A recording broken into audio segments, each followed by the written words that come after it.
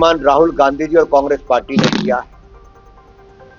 और कांग्रेस को अब तो चिंतन और मंथन जरूर करना चाहिए कि आखिरकार ये डबल डेटिंग करने का फायदा हुआ कि क्या हुआ। आम आदमी पार्टी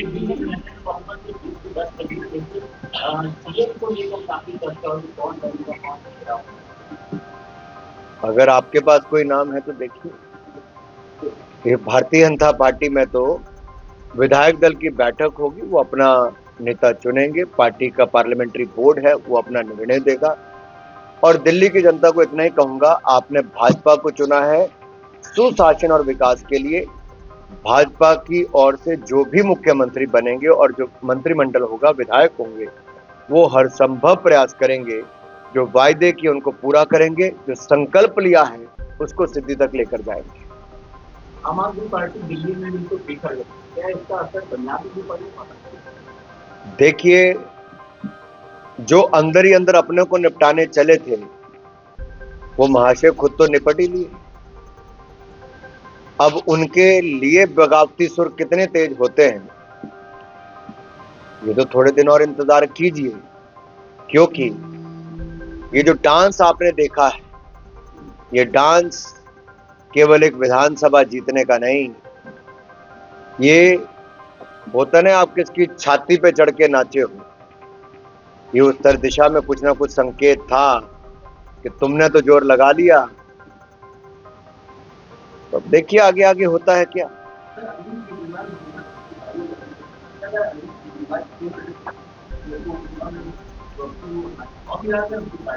आपने बहुत बड़ी बात कही और ये शायद सोशल मीडिया पे चल भी रहा है कि अरविंद केजरीवाल जी ने जनता के सामने कहा था कि अगर आप भाजपा को वोट दोगे तो भ्रष्टाचारी को जेल जाना पड़ेगा।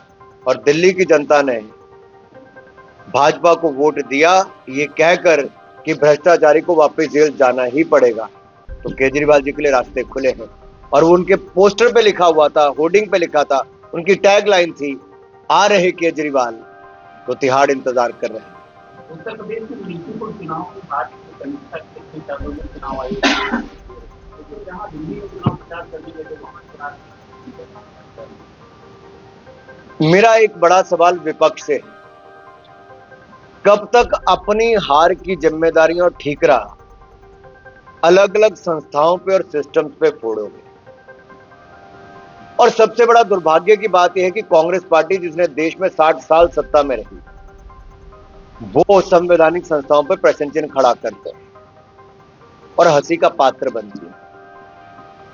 एक बार भी कोई सबूत नहीं दे पाया कि ईवीएम में कैसे गड़बड़ी हो सकती है। कोई आधार नहीं किसी के ऊपर आरोप लगाने का। और जब जनता उनको बार बार नकारती है और ये बार बार संदेश देने का प्रयास करते हैं कि नहीं जनता ने हमें नहीं नकारा, तो जनता फिर नकारती है। और इसलिए तीन बार लगातार कांग्रेस पार्टी का दिल्ली में खाता नहीं खुल पाया।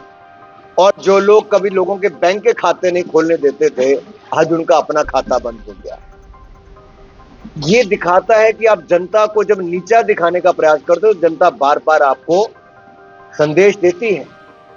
और राहुल जी, संदेश बहुत स्पष्ट है कि जो अराजकता की राजनीति की राह पर आप अरविंद केजरीवाल से बड़े अराजक बनना चाहते हो, जनता अर्बन नक्सल को कभी मंजूर नहीं करेगी।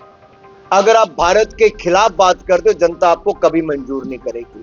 अगर आप भारत की संवैधानिक संस्थाओं पर, कोर्ट से लेकर इलेक्शन कमीशन और अन्य संस्थाओं पर प्रश्न चिन्ह खड़ा करोगे, भारत की जनता आपको बार बार नकारेगी।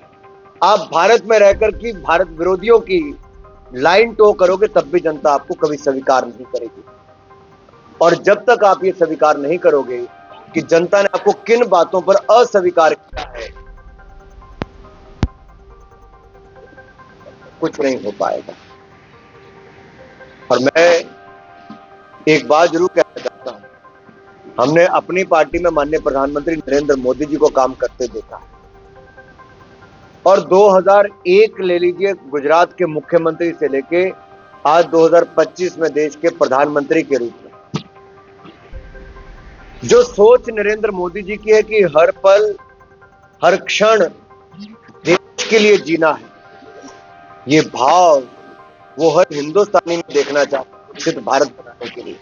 इसलिए हम जैसे युवाओं को कहते हैं कि अगले 22 साल जो है देश के लिए समर्पित कर दो विकसित भारत बनाने के लिए।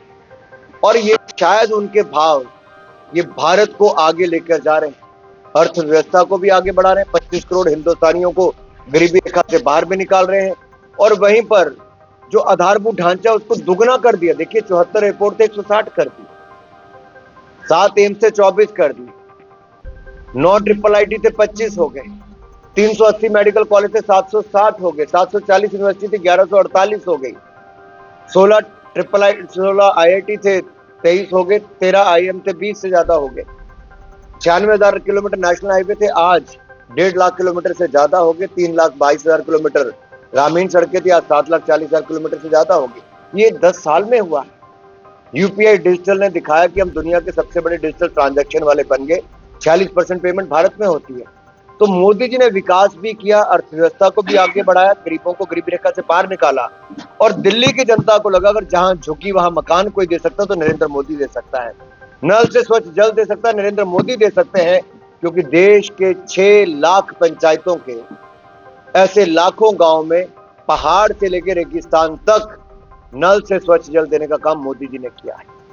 अनुराग जी, लेकिन विपक्ष सवाल उठा रहा है कि रेडियो में भारतीयों को अमेरिका से लाया जा रहा है, कर्जों में लाया जा रहा है। मैं इतना ही कहूंगा कि हमारे विदेश मंत्री जी ने बड़ा विस्तार में इसका उत्तर दिया, और कांग्रेस को मैं याद करवाना चाहता हूं इमरजेंसी का वो कालखंड जो यही मीडिया के मित्र ये भी बेड़ियों में बंधे होते थे। देश विदेश की ताज़ा खबर पाने के लिए हमारे चैनल NTV निष्पक्ष को सब्सक्राइब करें व बेल आइकन दबाना ना भूलें।